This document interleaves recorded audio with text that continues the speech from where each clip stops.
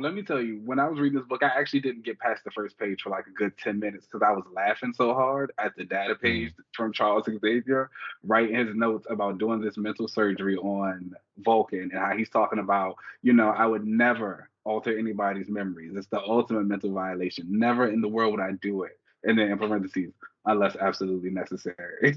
And I was like, An omega level liar.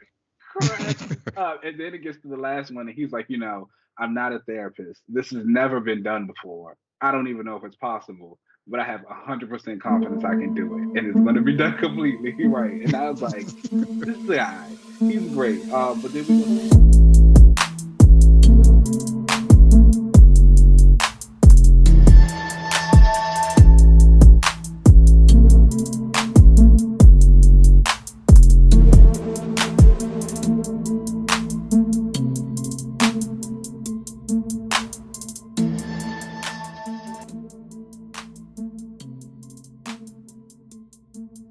All right, hello, everyone. Welcome back to another relaunch. We're your host. I am Maria Hill. Oh, okay. And I am Miles Morales, aka Spider-Man. Hey, period. New book this week. I Yes, think was boom. it this week or last week? My bad, I Miles. I think it ain't was read last week. that. It was last week. Go get a job. What's going on? How are you? I'm doing all right. I have been like swamped with TV and things this weekend. The Real Housewives of Miami debuted its new season this past Thursday, so I've been like watching that. It's It's in very Miami? good, very dramatic. Yes, Miami, the girls they like to have fun. There's the Cuban Barbie on there, Adriana's there, Marisol, Gertie, all the girls. It's a good time. Everyone should watch it. So that's been my reality TV front. And then on the other side, I've actually been also watching Dragon Age Absolution. Did you play Dragon Age? Oh, I love Dragon Age. Yeah, yeah, yeah. Have you watched it yet? The show? I haven't watched the show yet. It's in my list to watch. I've been watching Star Wars, and that's next. um, Dragon Age Absolution was a hit. Like the first episode, you watched The Legend of Vox Perfect. Machina on Amazon Prime, right? Yeah, so Yeah, I the did. first Yeah. episode was kind of giving me a little bit of those vibes, and I was like, oh, they about to mess this up. But by the second episode, it really leaned into more of the lore from the game. It looked really good. The designs were hot. It's like just action every single episode. It's only 6 episodes, so it doesn't take long to get through. But they were like fighting. The magic was looking good. I was like, yeah, this is hot. That's Now it's like, awesome. I can't wait for the game too. So I've been all into that. I actually might I watch the game know. through. That's a fantastic game. I love that game. Actually know some people who worked on that shows. I mean, so that's kind of cool. Oh, shout out to Yeah. them. And they did well. They saved the budget up for the last episode. So episode 6 looks really good. Perfect. I can't wait to tap into that. Yeah, I've need to watch more TV. I feel like I haven't watched too many of these shows. I'm like, I just finished Euphoria. Actually, I finally And wait, watched. I not you finally watched just the second watching season. Euphoria. It is. I watched the first season while it was coming out, but I just finished the second season. Okay. Um, Well, Great yeah, show. It does not need to come back for a third. it doesn't. Let's get you up. Oh, and then also it was an exciting week because the Hades game trailer, Hades 2, excuse me, game trailer got released for the Game Awards. And anybody who knows me knows I was a huge fan of Hades 1. And like I think all the designs and everything of the game are fantastic. And that trailer for Hades 2, baby. I watched it. I saw like on one of the videos, it had like 99,000 views, something like that. I was like, yeah, I'm pretty sure half of those from me. The magic's powers and stuff look kind of cool. The animation looked awesome. Um, I like a girl at a Bob doing the business, so And she she had was the working. business bob. Now I won't lie, I would like maybe an alternate look that has a little bit of length, something past Okay. the shoulder, but she was working her business bob. I also really love the translucent arm design. I'm a big fan of that. I remember Cyborg had one when Christopher Priest did an Arc of Justice League. He gave him a new design, and he had that. It looked so good. It's one of my favorites. All right, that's awesome. All right, well, let's go ahead and get into the updates of the week. We've got some fun stuff here. First up, a new Doctor Strange run has just been announced by Marvel. It will be written by Jed McKay, and the artist will be Pasqual Ferry. And it looks like they are going to be bringing Doctor Strange back. He's going to be reunited with Clea and Wong, and it looks like they're going to be trying to tap back into the like original psychedelic feel of Doctor Strange. So are you hyped for this? I know you get down with the magic. Yes and no. And you've been enjoying Strange, right? I have been enjoying Strange, but I've been enjoying Strange a lot because it's clear. I've tried to read Doctor Strange stories before that featured Steven, and I never really stuck with them. I don't know. He just doesn't click for me, whatever reason. But I will say, Jed McKay writes him very well in the current run, and I do like the dynamic that he's featured with Clea and Steven, and it works. I like love. I'm into that, and Mm, it's magic. So I mean, I'm still definitely gonna tap in. I'm a little sad that Clea's run is ending so soon on her own, and she's got to go right back to being with Steven. But we move. yeah, yeah. It's unfortunate, that that girl always got to go back to her man, but hopefully Girls it's at love least their gonna be men. give her some kind of agency there. Their men. um, all right. Up next, over on the DC side, there has been, a lot of changes. As The Rock once said, the hierarchy of the DC universe is about to change, For and the it did. Rock. Um, For the Rock. so it looks like Patty Jenkins, Wonder Man. I'm sorry, no, that's moving forward. Wonder Woman 3 will not be moving forward. As DC Movies has started to kind of change some things around. There are rumors now that Black Adam 2 is not going to happen. Also that um, Aquaman 2 is going to be the last thing coming out of the DCEU, and that after that, there are rumors that they might want to keep Momoa around as Lobo and do a different project with him there. It looks like there's going to be a lot of like restructuring happening now that um, James Gunn is over in DC Studios. It looks like some things are safe, most things are not. um, how are we feeling about this shakeup? Were you upset that there wasn't going to be a Wonder Woman 3 by Patty Now, Jenkins? now that we're being serious, I love this news. Okay, I think this is exactly what we needed because it has been a mess for a very long time. And it's been very evident that a lot of people don't really know what's going on and they don't really know what to do and they don't really know what to make of what. And I think the best thing you can do is clear the deck and just start it over again.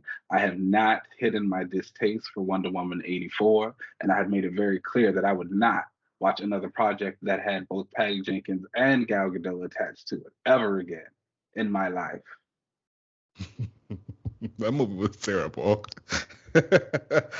Wow. And they were telling us that we should go like during COVID spikes to go into the theater and go watch it. Goodbye Tragedy. to them. Let Jason Momoa do his final run as Aquaman. Say goodbye to him. If they want to make him Lobo or do whatever, sure. Like, have fun. We don't need it. Clear the deck. Recast everybody. Let's go. Let us be done with the Snyderverse once and for all. I feel like with James Gunn and Peter Safran running DC Studios now, there had to be people who realized this was going to be a clean sweep of everything. They've already tried within the DCEU trying to keep certain parts but still move forward. And again, the only thing that's been sticking was Harley. So like, She's the and she only can't thing carry that made everything on it her through life. pigtails. Like, she gotta like. Her and Viola Davis have tried their best. It's just not working. It's just not clicking. And that's okay. Sometimes it just hmm doesn't work. Now you've got DC on their hands and knees, and they're going to try again. If I they find do it it wild right. that Henry Cavill was going to come back as Superman, but but now that might not happen because they've said one Man of Steel 2 may not happen. There was this tweet on Twitter where it posted a video of Kim Kardashian when she was like calling one of her friends, and they were like, "This is Henry Cavill on the phone with Netflix," and it's Kim like, "Everything's not great, but I really need to talk," and she just burst into tears. You gotta call and get that job back. Like, but honestly, he might be able to get it back because the reaction that we got after Liam got announced, I don't know, I might have ripped the contract up right then and there. This is true. Yeah, people were not feeling Liam coming in and take over that Witcher 3 spot. So, maybe Henry cared because it don't look like he's getting that S on his chest Get your anytime job soon. back. I feel so bad for him, just like as a person, because he really wanted to do that, like so badly. He really just wanted to be a good, happy Superman. That's all. That's it. That's all he wants to do. He was like, I Wild. just He just like, I just want to save people as Superman in a movie. Why can't y'all let me do that? he has just not gotten the chance or the opportunity, and he has been on his hands and his knees begging and pleading and doing whatever he could, and he got that close. Well, I don't know. Who has The Rock been talking to tell him to do all these things anyway?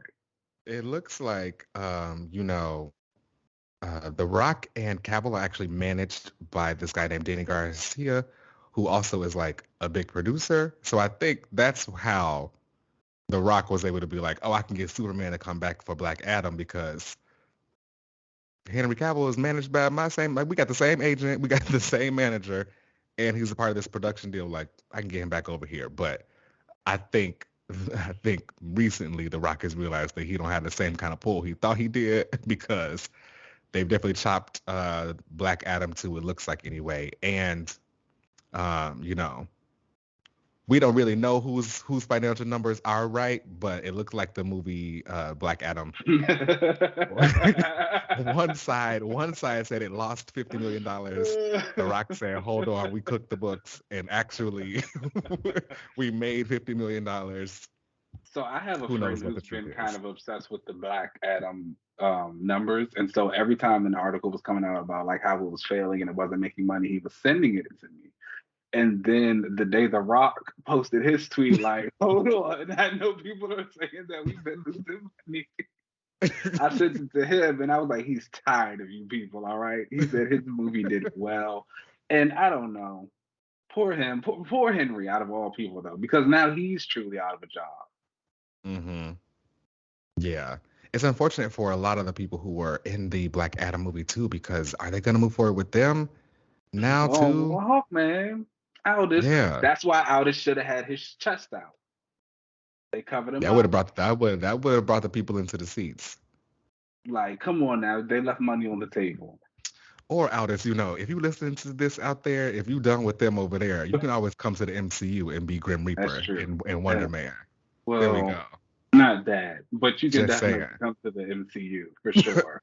We've got a spot for you over here in the Wonder Man Productions. Where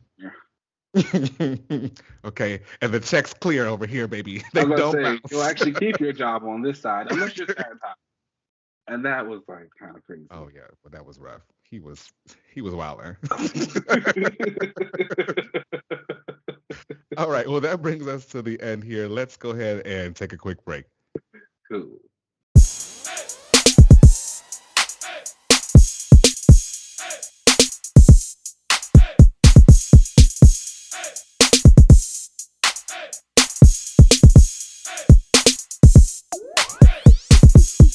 All right, all right. Hello, hello, everyone, and welcome back for the comic section of the show. And I had a big pull list again this week.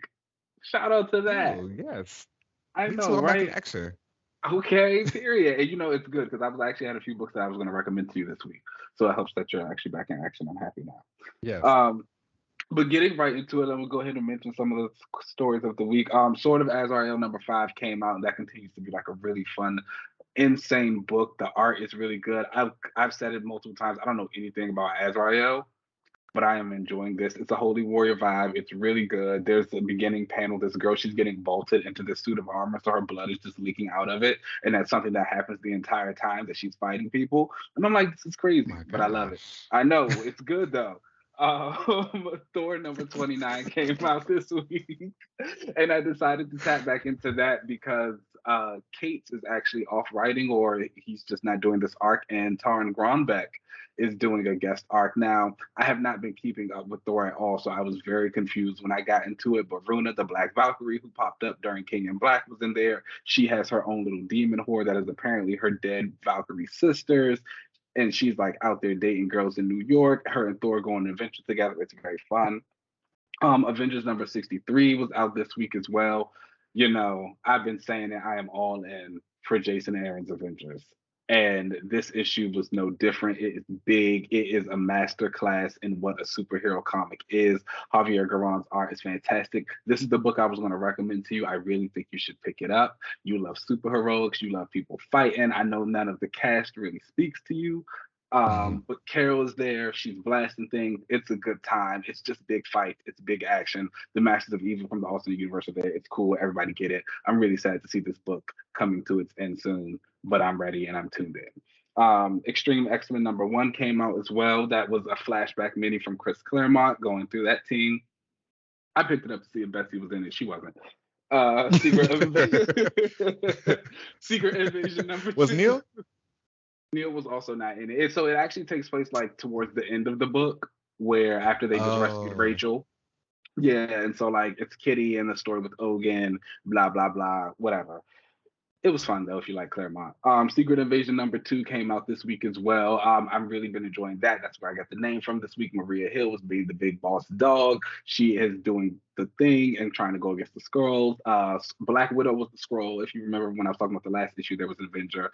They figured out it was her. They fought her. Then we find out Tony Stark is also a Skrull. So like the Skrulls are like playing games. It's a big cat and mouse. It's cool. Pick it up. Okay. Poison Ivy #7 was our last snapshot of the week. Again, a fantastic series. G. Willow Wilson is killing it. This is some great content. I actually think Sword of Azrael and Poison Ivy might be the best books at DC right now with Action Comics. Like that's a trinity. Mm-hmm.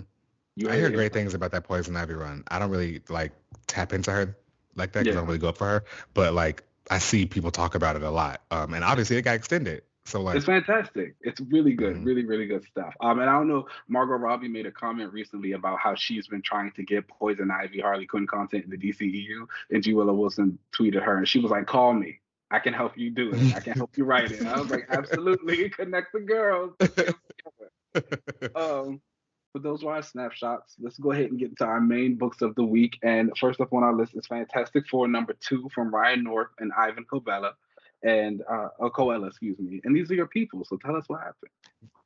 Yes. So, this new run with Ryan North has been off to a pretty great start. It's been really peeling back the layers of all of the Fantastic Four and really breaking everybody apart. The last issue was about the Thing and like his character and more with his wife, Alicia. But this issue was the test for me because it was about my girl Sue Storm and Reed. And this issue really highlights like why I really like Sue. Not only are her powers really cool, but she is just really capable and really caring. And I hate to admit it, but I'm also one who's very like my man, my man, my man. So Mhm. I really actually really enjoyed this issue. She is being narrated by Sue. She's writing a letter to She-Hulk talking about, I miss you, like all of our like fun nights when we used to hang out and like, just us, not Invisible Woman and Yeah. She-Hulk, but just Jen, which Said, is get me really out the great. house. These Yeah. kids are loud. that's, that's our homegirl. I do really like their friendship. And she's talking about, Reed in this, and she feels this like tingle from the waiter that is taking their order at this diner. And it turns out it was an illusion. So it's been really cool to see like her invisibility powers kind of like being worked with here. I don't think she's ever really like started to sense like illusions and tricks and light, but before like that before. So I thought that was really cool. It turned out it was a Doom bot. And Doom was not even in this issue, but he was like really touched on a lot in here where you really feel that Ryan North really has a handle on even his character. So like they end up being attacked by Doombots.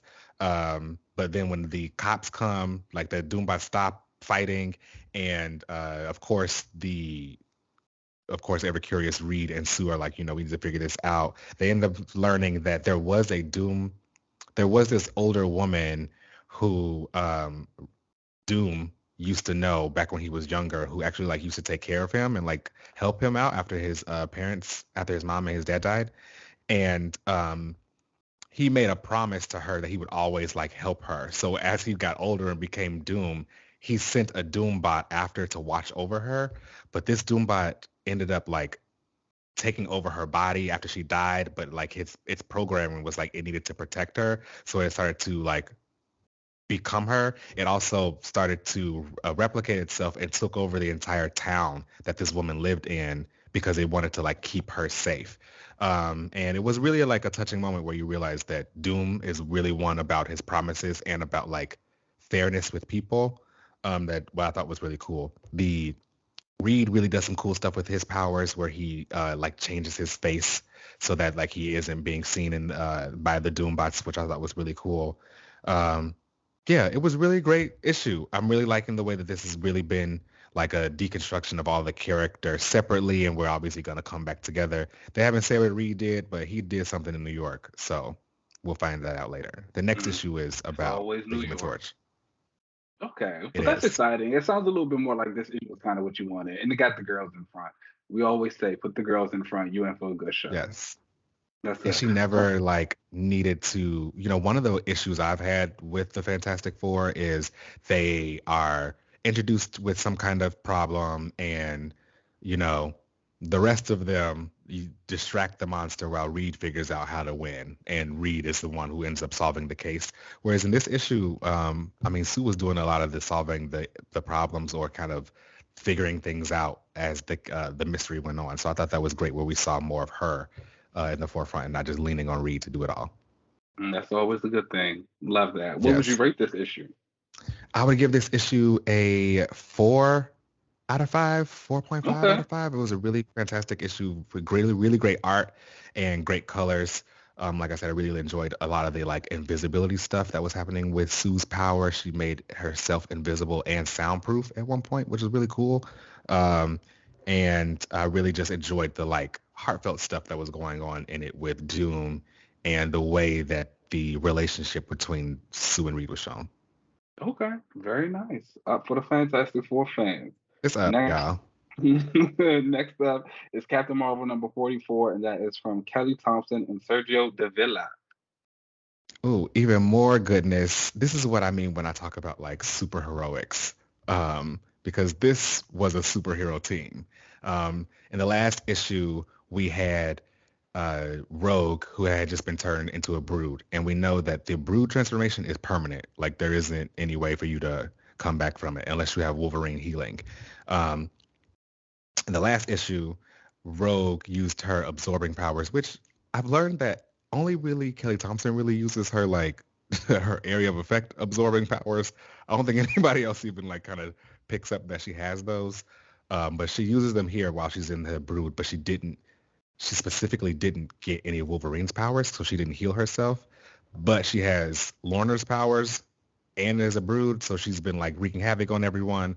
Carol is like, it would be normally in the past, my dream would be to blast Brood and Rogue in the face. Like these are my two greatest enemies, but I've grown, so we got to figure out another way. Gambit doesn't want to kill Rogue. He was like, maybe we can figure out a way for her to get some of Wolverine's healing because I don't want to kill her. Everyone else is like, we still have resurrection. Like if we have to kill her, we can.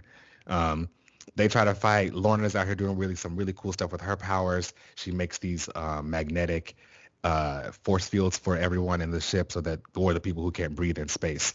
Because of course, Brood Rogue ends up breaking out into the ship, blasting a hole in it. Wolverine gets sucked out into space. Lorna goes and saves her, fixes up the ship really quickly, and they ended up having to, kill Rogue. And this ends up being like 4 pages of them fighting this Rogue character, the Brood Rogue, while they formulate a plan to kind of figure out how they can get Rogue outside of this ship and use the thrusters to kind of incinerate her. And that's exactly what they did. Because they were like, we couldn't, there was no other way.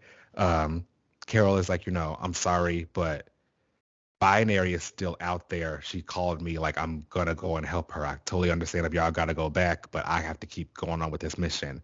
Everyone else says, we're X-Men. We will continue to help you since you helped us with Rogue. We will resurrect. We'll see Rogue resurrect when we get back to Krakoa.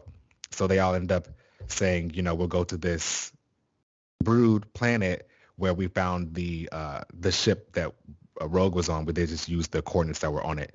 Backtrack, go to the planet. They all think that they won the fight. Turns out they didn't. They're like being tortured by the Brood. So we will see next issue what happens Period. there.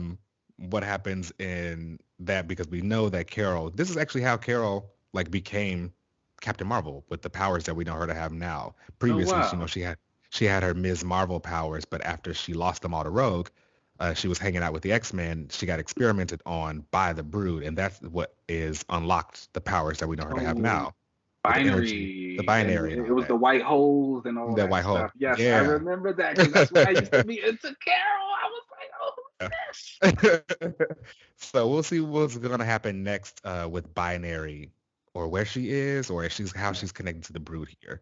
But Okay. yeah, great issue. A lot of like this feels like an X-Men book. Yeah. It's kind of better than the X-Men book because Yeah. everybody's useful here. Like every character out is using their powers and kind of working together as a team. So Okay. What would great you wish. rate this issue? I'd give this issue a 4 out of 5.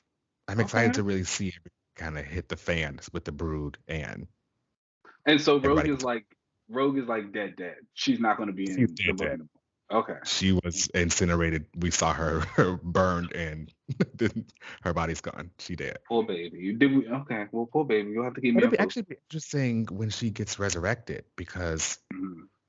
her powers, like what powers will she have when she gets resurrected? She allegedly had Wonder Man's powers, but technically they were just the Ms. His. Marvel powers again Mm. because she never had the rest of his powers, like with the ionic energy and all that stuff. She only had the super strength and the flight. Oh, I guess I And haven't thought of Rogue hasn't been resurrected yet, has she? no, this is her Oh, first time dying. that's an interesting little character beat, and she does have that miniseries coming out with Gambit. So I wonder if they'll either answer it here or if that's kind of something they're going to wait for to happen over there. Yeah, Shout out to the Rogue fans, interesting. Very getting interesting. something to do. Okay. Yeah, more than before, but we here. All right, and our last book of the week is X-Men Red #9, and that comes from Ewing and Stefano. Caselli was back on art, and a lot of things happened, and a lot of realizations came to us from this book that I think about that I want to like kind of get into. I know that you like to be a little up and down on Mr. Ewing sometimes and his writing, so I was Just very be interested. honest. Okay. Just be honest. Anyways, but the issue starts off. Let me tell you, when I was reading this book, I actually didn't get past the first page for like a good 10 minutes because I was laughing so hard at the data Mm. page from Charles Xavier writing his notes about doing this mental surgery on Vulcan and how he's talking about, I would never alter anybody's memories. It's the ultimate mental violation. Never in the world would I do it. And then in parentheses, unless absolutely necessary. And I was like, An omega level liar. crack up. And then it gets to the last one, and he's like, I'm not a therapist. This has never been done before. I don't even know if it's possible, but I have 100% confidence I can do it, and it's going to be done completely right. And I was like, this guy, he's great. But then we go to the scenes of them by the egg. They're preparing to resurrect Vulcan, and they're noticing that something's kind of wrong. He's not hatching like people normally do. We see that he's used his Mhm. powers to take his own memories out of Cerebro, and we go back from to the last issue when he showed up at the council with the Shi'ar and Xandra and all of them. Vulcan's making his statement. He's using his powers. He's back. The Mad King. We see Nova is still hanging out and around. So a big tussle comes, and we see Vulcan was actually kind of serving. I'm not He's gonna lie. clearing I see. it. I see You what see what you I mean mean? when you talk about it, because he was kind The of giving boy. oh man when he did the thing with his powers when he sucked the gladiator strength out of him, he started shriveling up and he fell. And I was like, oh, I was like, Yeah. that's not safe. That's kind of dangerous. He really does need to get put down. But nonetheless, Vulcan kind of handles everybody. Frenzy's there. Paywalk, he does him, knocks Richard Rider out. He goes to burn Xandra alive. We come to find out that it was actually an image-induced sunspot, which I thought was a really cool reveal for him. And we kind Yeah. of realized that Sunspot has been working his own game. Of course, we've always known that Brand was going to be messy and try and take over this game herself, and that Storm and Sunspot and Cable now with his team who are on the other side of fighting the Orbis folks have working to bring her down, which I thought was a nice reveal for him. And it was a cool moment to see him sitting on a throne surrounded by fire. Like, I'm hotter than It's you, hot. Vulcan. Good moment for the Sunspot fans. It's not good for Cable and his crew though, as they are getting beat. And it also kind of makes me think of you, what you're always talking about with people who need powers. Because I was like, oh, when the crew was fighting at first, they cutting people's tendons and doing all this stuff. But when these superpower guys came around, and they just took Manifold out like that. I was like, oh, I was like, and then Cable was like, Cable said to Thunderbird, he was like, oh, get your knives ready. Get your knives ready. That's what I mean. You got no power. I was like, what are they gonna do? He kind of gagged him. I was like, okay. I was like, I see what we need. So we could have had one more person on this team, but nonetheless, thought all of that was really interesting. Then we cut back to Vulcan. He realized, after seeing Xander was fake, he flew down to Krakoa, to Xavier's place because he wanted to face him. And who is standing there ready for him but none other than the mother herself, Storm of Araco or Krakoa or Space. I don't know. Whatever her name is these days. But she's there. And so that was the end of the issue. And I will say, I thought this issue was really good. And we started by saying that I was like very satisfied. I'm a big fan of Brand. I love all the things that she's been plotting. I love the way that her arc has kind of carried over from the various books. And we've seen every these things go, coming to a head. But this issue was like very frustrating for me because, again, we know that the next one is going to be this big showdown. And then after that, we go into Sins of Sinister. Anyways, it's going to be a big showdown. Let's hope. I really hope they fighting each other. No, they'll fight this time because they fought. If I can get a splash page one time of them fighting each other, and that's it.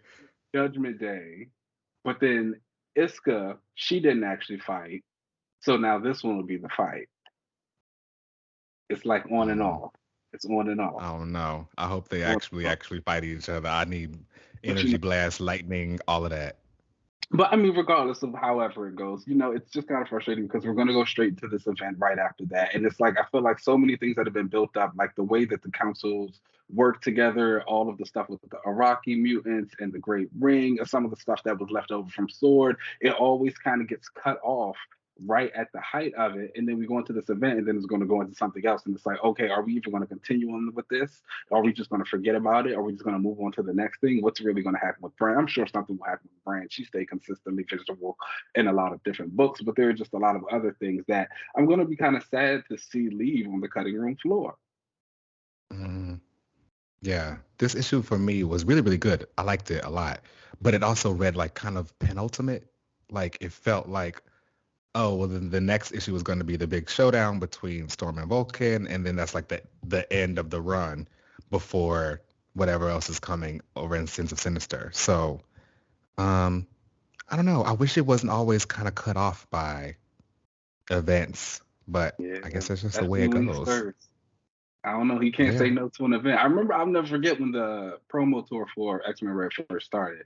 And Ewing was like, oh, we're not doing events. So we're going to go like tell our story. We're not going to be cut off. We're going to do this, this, and that. Look at it. And this one is literally ending for an event. Like it's changing its whole name to something else.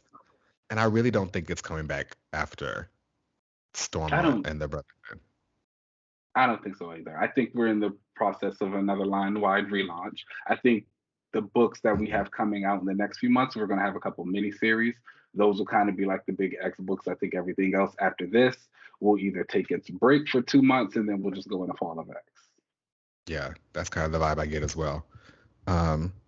Regardless, this was still a great issue. I had a great time. I liked everybody kind of using their powers and the Agent Brand stuff coming to a head. I'm excited to see her get hers. She'll find a way. She'll be fine. I'd give this issue a 4 out of 5. I would also give it a 4 out of 5. 4.5. Okay, I like that too. Yeah, but it was great. Moving on. It was a really good time. I'm excited to see the final showdown of like Storm and Vulcan and how that goes. And just like also what it means for Vulcan going forward. Because baby, we can't keep bringing you back if you're just going to be crazy every time. Yeah, I'm not liking that. We got to kind of move his story forward. I didn't really need him to be like the Mad King. So I'm hoping he gets some kind of clarity here and we get to kind of progress his story forward. Nova can also go back home. You know what? Every time he appears, I have to respect it. Because, like, again, Ewing, I would have done the exact same thing. Sorry. Like, Wonder Woman would have been right there if this were me. So I get it. Not Wonder Man. He would have been right there. Absolutely not. Not if I'm doing anything to say about it. That brings us over to the AR Club of the week. And this week, we watched episodes 14, 15, and 16 of Wolverine and the X-Men. And let's see, episode 14 started with, it was more of again, a Wolverine episode because that's Let me just tell you, the name when of the this show. episode started, I was like, is this another Wolverine episode? And I was like, Yeah, I it's was his like, show. and then Mystique, isn't it too? I was like, oh, they're not serious right now about this. But it was, go ahead, So continue. Mystique calls Wolverine to warn him that Christy or um, I forget, Petra is her X-Men name. I know her to be. But Christy's in danger and she wants to go out and help her and save her. So they go off on this mission. They're having like flashbacks of their time with Weapon X. The two of them infiltrate Weapon X, ended up fighting Maverick and Sabretooth and just have this whole like, this is our past stuff. I couldn't really connect with the idea of Mystique being with a man. Not I really. was just about to ask you if you've ever been into the whole Mystique Wolverine ship, because I know people have tried to play with that so many times and make it a thing. I even think about House of M. That was supposed to be a thing they were together Yeah, no, I don't see that. I don't at know. all. Mystique for me has always just used men. She uses everybody to get what she wants. But Yeah, when it she's a comes to like love, the way she was talking in this about Logan, like this was, oh, the man that like saved me from this and I changed my life around and blah blah blah. The only person I've ever heard talk about that about it should be is Destiny. yeah, it was weird. This cartoon makes a lot of weird decisions though. Yeah. Yeah, choices. I mean, we also see X-23 in this. She's going to be again, she's X-23 at this point. So Lord Sands, relax. Sorry. That's just what they called her here. Um, I don't know. The animation in it was fun. Again, it is Wolverine and the X-Men, so of course some of the episodes are going to be focused on him. Yeah, Um, a lot of them.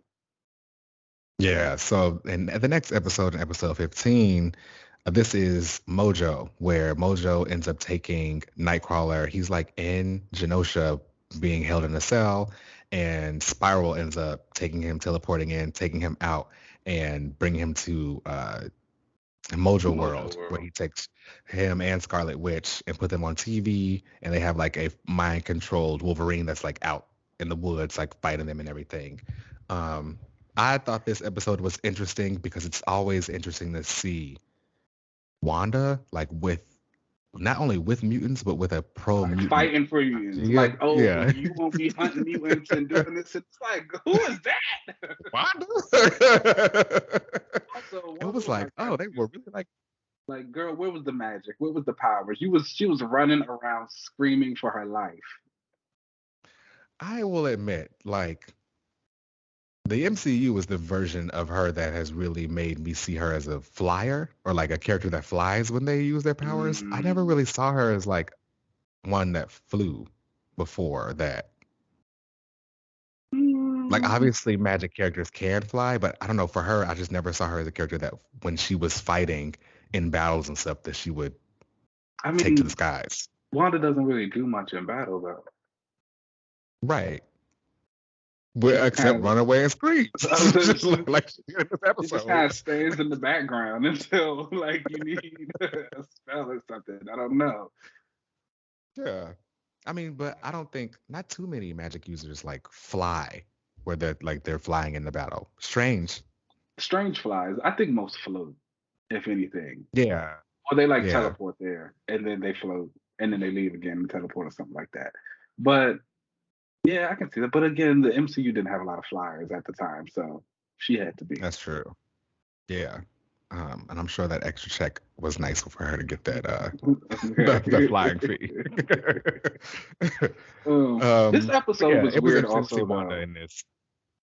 because mostly for the Wanda parts. But then it was funny because I was like, damn, Nightcrawler gets just as many solo episodes as Wolverine does. This might be his show also.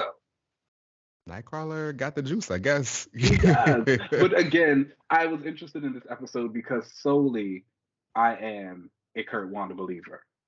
So I will take Oh, anything with them, but I do not like Mojo. So seeing him was kind of like blah. But I also like Spiral, so it was like, very up and down here. it's very up and all over the place. That's fair though. I mean, Spiral and Mojo are kind of like hand in hand, and I don't like Mojo World at all. I feel like it's Mojo World is always kind of supposed to be the story that gives you this meta commentary on the heroes and their lives and these things like this. It can be this really interesting commentary, but it just never does that. It's just Mojo being dumb, and we get the X-Baby a lot. Oh, people love those X-Babies. They do. They're cute. They do. Whatever. I don't know. This episode was all right. I did like Scarlet Witch's powers. I thought those looked cool. Those and the cool. Animation for that. I don't like what they're doing with Lorna's hair. She was walking around in that little back robe, and I was like, "What is that girl doing?" We will get there because, yes, this episode also we saw Lorna, Wanda's younger sister here, and they had the right style. But it's just not drawn well. They were trying to give Lorna the half up, half down with a ponytail in the back. It was flat. It was just down. Yeah, the hairstyles on this show aren't very good for a lot of the characters. The design choices aren't that great for many of the characters. I also don't think a lot of things know how to do like short hair, but we'll get to that. On the next episode, titled Badlands, this episode is a future episode where Professor Xavier is in the future. He's like running from Sentinels, and they are out in like this desert. It's Bishop. It's Useless Marrow. It is Domino. Yeah, this is an interesting team. Mother Star wasn't there, but we still move. Shout out to Hellier for doing the work. He was definitely at least running up and making sure he could be useful in the group. He was. Shout out to the new X-Men. This was their era. They were out here and they were thriving. Talk about some cameos. They were filling them.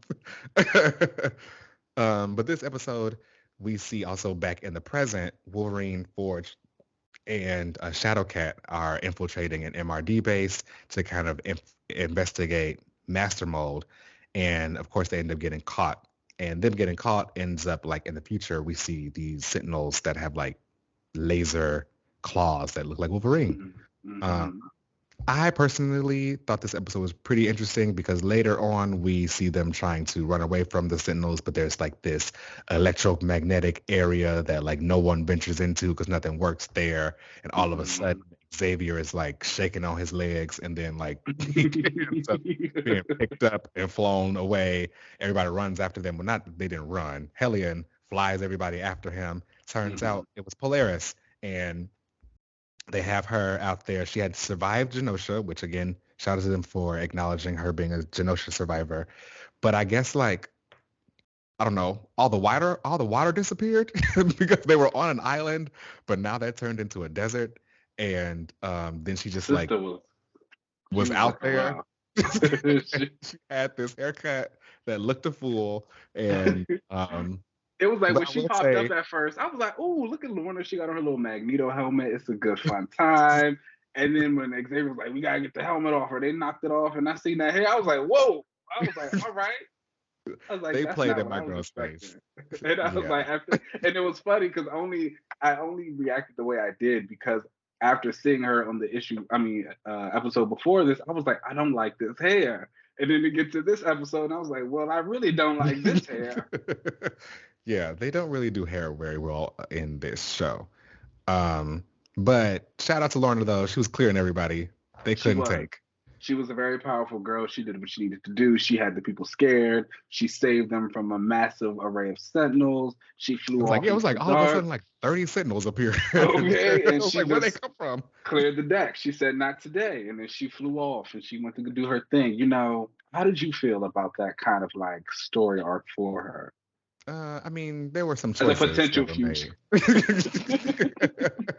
there were some choices that were made that I did not approve of. Clearly, I wasn't a part of this, but um, I like that they really showed her being like the younger sister of Wanda and like the age gap between them, and I did really also appreciate how powerful she was and the Genosha thing.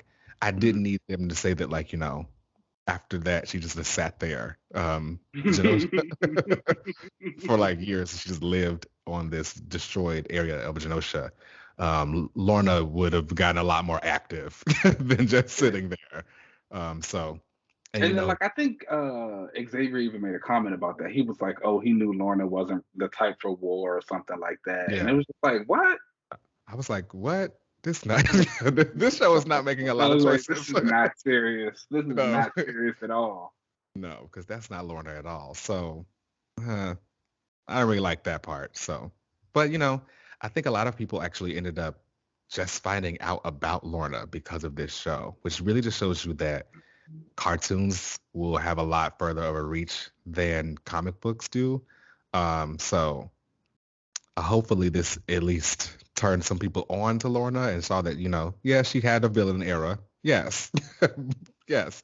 But at the end of the day, she is always got all of, not even at the end of the day, like her entire character always been very prudent and very powerful. So hopefully Period. people attached onto her that way. But whatever. Yeah. Yeah. All right. Well, keep watching with us, y'all. We will be watching episodes 17, 18, and 19 on the next episode. We're almost pretty much done with this season. Child, it's been a road. It's been a road. Definitely let us know if you guys have any questions or comments about the show. We appreciate the tweets and everything. You guys are funny. So, yeah, let's go ahead and take a break, and then we'll come right back. Cool.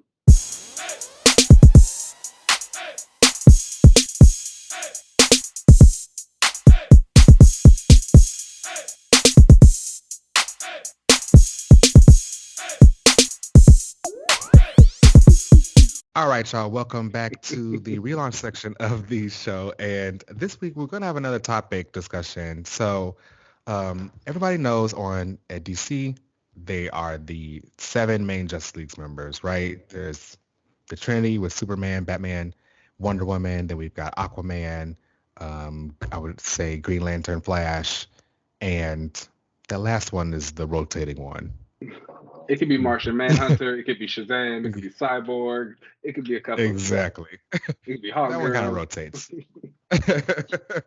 But those are pretty much like your tempo characters, and they're I guess, the flagship characters, and everyone else needs to basically be around them in order to kind of survive, or they're the characters how you end up getting pushed by being around them. So when you create a new Amazon, you're not going to put them around, some random character. They're going to put them around Diana. Or, if you're creating a lantern, you're not just going to put them in some random book. You're going to put them with the rest of them to really boost them up. Or you'll have the original one be the one that's training them or something. They're going to be around. So bringing that over to the Marvel side, I wondered, do you think that there are these like tentpole flagship characters that characters have to kind of be around or be under in order to kind of be a successful character? I can name a few, but do you think that's kind of a common thing at Marvel? Yes and no. I think it happens with a certain amount of characters who have like had that staying power, like a Spider-Man, a Wolverine. You always kind of want them guest appearing in things. But I think about like a Black Panther. I don't necessarily think you need Black Panther in a book to make it more profitable or like boost it up. But you could have anybody from the nation of Wakanda as a whole. You could have an Okoye, you could have an Nakia, you could have another Dora Milaje, as long as you just represented that. Um, After that, I just think it's whoever's in the MCU at the time. The MCU really got that kind of power. That is wild. Because I was gonna say, like, if I created a new superhero, would Mhm. my first option be to put them near Wolverine, or would it be to just make them a character and just go and hope that the people fall in love with them? It would be to put them with Wolverine, as I think we've seen. Although I do think it's interesting. when you think about characters who are getting those type of miniseries, those will team ups ones, people always used to get like a Miss Marvel and Wolverine, a Spider-Man and Hulk, or whoever in Daredevil. You look at the characters who are getting them now, it's Miss Marvel, it's Moon Girl, it's Venom, Miles. it's Yeah. Miles. And so I think that's really interesting in the sense of, is it more so the brand of the character or the character themselves? Like we can have a bunch of Spider-Man, so it's like, can you do this every few decades? Just introduce a new Spider character who can eventually take off and then become the new thing or the new tentpole, or do you still have to kind of keep it in the basis of like, oh, it's Peter actually, and he has to be the one who is in every book. Mm. I wonder if it's just probably depending on the type of mantle that these tempo characters have. With Spider-Man, like he is completely covered, and a part of his whole thing is like anybody could be underneath the mask, so that you can kind of always just Hmm. create more and more of those characters. It's just kind of use them to prop up the main one, or just to be kind of different than the main one. That becomes easier when you can just create a bunch of Spider-Man. It's kind of harder to make a bunch of Yeah. Ms. Marvels, but I guess you kind of can. But I mean, again, it's just kind of like the luck of the draw with characters, because you look at somebody like Miss Marvel who jumped off again. Miles jumped off. Riri, she didn't really seem to pop as much as she did when she first came out. However, you look at the MCU now, I'm pretty sure that's going to give her a Yeah, second she life got a and a show. second resurgence. She has a show coming out, and so are they going to start putting in the effort to really make her comics work and make her a bigger character with a bigger rogues gallery and things of that nature? It's which one are you going to kind of go with more? Are you going to just create it and wait your turn until they can get up there? Or are you going to not? Because again, this isn't a problem DC has. It's always going to be Diana, Arthur, Clark, Hal, Barry. You know what I'm saying? With Marvel, even like something like the X-Men. Wolverine is a really popular character, a part of the X-Men, so you could put the X-Men in it, but also you could just use Wolverine as that stand-in for them. So you don't need everybody else. And even if you have everybody else, you're probably going to use Storm and Cyclops. I mean, that's all you really need, really. They're the sellers. That's it. The big three. That's wild. But I think it's so interesting that I guess you're right. It is like Marvel is more of like a free for all, and it's good luck to anybody over there, because since they are more of the universe outside of your window, whereas like DC is like a pantheon of characters, um, it's easier for them to have like the corners where it's like, all right, you're in the Bat fam or you're in the Superman Mhm. fam or whatever. Whereas at Marvel, it's your brand is just popular enough to kind of make you this kind of Yeah. tentpole thing. Um, some characters have it harder than others because when you're created and you're like already a part of a brand like the X-Men, it's harder for you to become like even more popular or become one of those tentpole characters because you're competing with like everybody else. Yeah, Um, I also think like it makes it a little bit easier for the seven. And I don't know, I could just be saying this because they're all kind of set up to be older when you first mm, meet them. So their whole story is about like all the generations after them trying to aspire and just kind of be them, but they can't. It's like, oh no, they've already been doing this for so long, they can't really be replaced, quote unquote, even though they should be. But it's hard to replace them. They always end up getting, maybe it's my own nostalgia thinking, but they always have the good stuff. And then like I feel like a lot of the newer characters, they'll never get like great, great cracks at like the comics anyway. It's always waiting until they're like appearing in something else for them to really become a bigger mm, thing. You know? yeah, I get it. Um, it's wild. All right, y'all. But that's what I wanted to talk about. I want to know what you guys think. Let us know. You can find us on Twitter and Instagram at Another Relaunch. You can email us whatever you guys want at anotherrelaunch@gmail.com. You can find me on most social media platforms at UncannyLZ. Keenan, where can they find you? You guys can find me on Twitter and Instagram at Keenan Lance. As always, there's an underscore at the Boom. All right, y'all. Let's get up out of here and we'll catch you next week. end. Peace. Peace out.